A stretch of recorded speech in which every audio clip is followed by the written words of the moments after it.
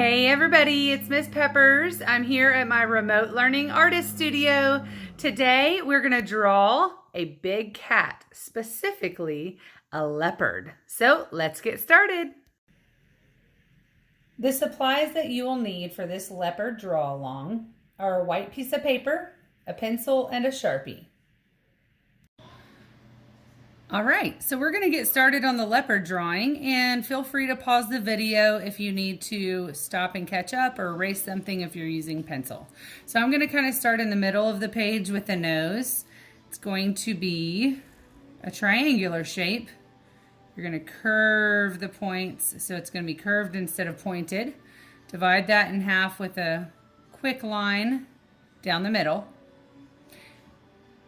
And then you're going to add 2 half circles for the nostrils. If you're using Sharpie, color them in.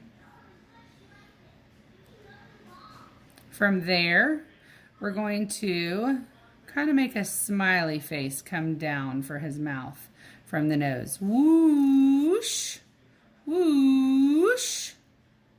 And it's okay if your lines are not perfect. My advice is to just keep on going. That's what I always tell my students. Okay, and from this little triangular shaped nose, we're gonna go in, up, and around, and up and around. So you do the same thing on both sides. And it's kind of gonna turn into the eyebrow of the leopard. From there, you're going to draw a U shape, or maybe it's more like a football shape on both sides. Inside of each eye socket, you're going to draw the circle on both sides,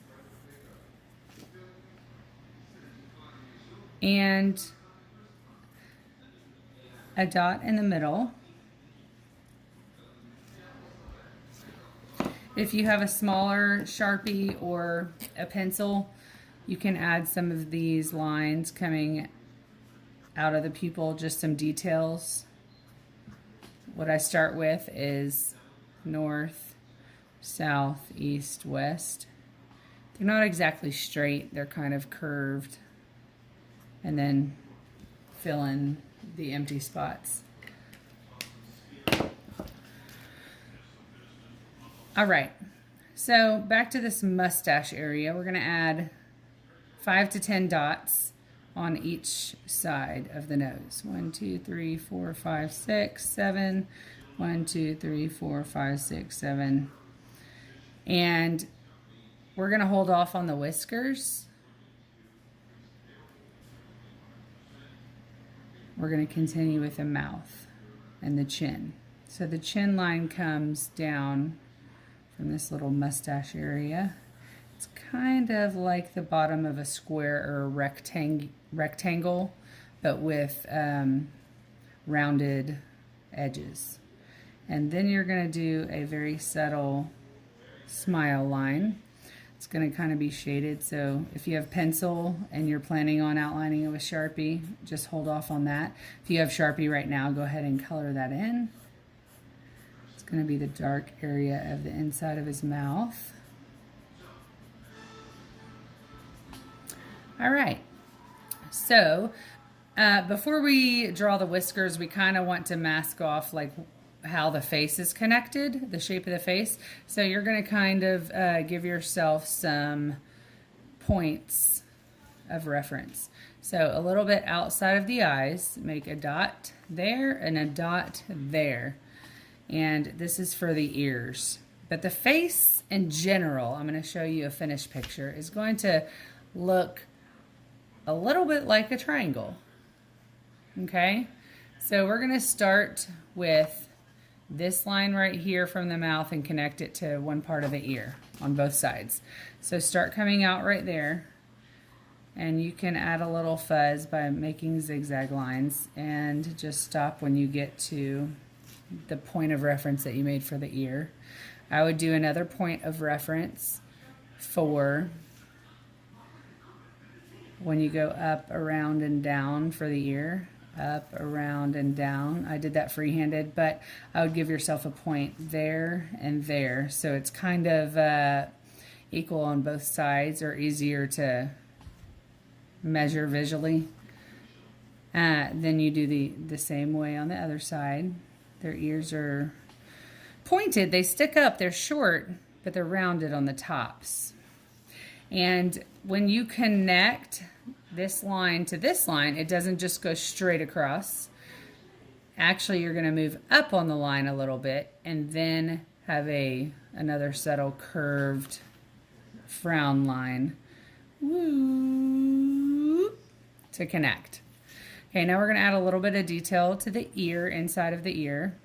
You're going to draw a line that mimics your first line, up, around, and down, but you're going to stop. Don't finish that. Do the same thing on both sides.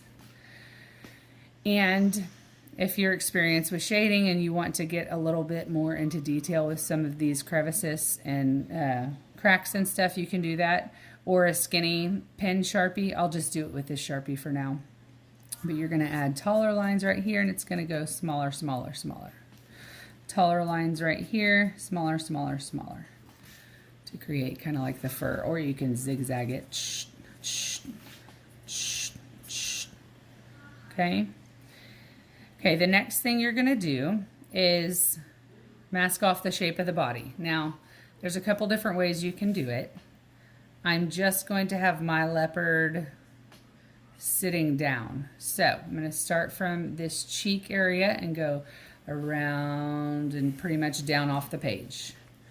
This one is going to be around, and maybe it's going to go out a little more, and maybe you can see the end of his tail. Oop, right there. I'll go ahead and draw a little bit of a leopard print on the tail.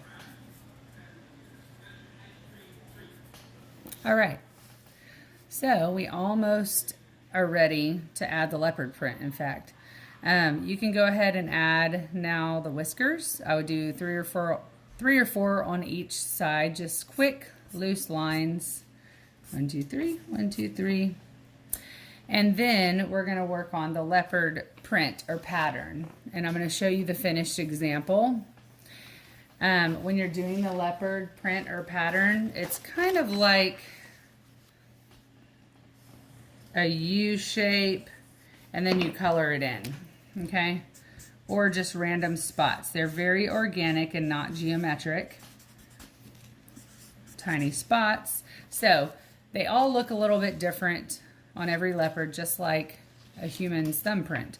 So I'm gonna move to my big Sharpie, my fat Sharpie, because it's easier to color things in. And I'm gonna quickly just start coloring in some of my leopard print designs.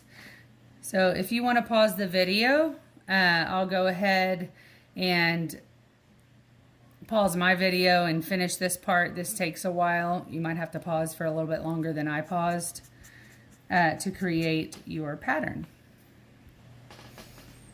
All right, so here I am with a little bit more progress. You just kind of make these organic shapes and spots, all looking a little different. You could get creative and color them in with all different kinds of colors. I'll pause again so you can go ahead and finish up. With the head, I start with big spots on the outside like this. And as you get closer to the nose, it starts getting smaller and smaller until they're just little dots.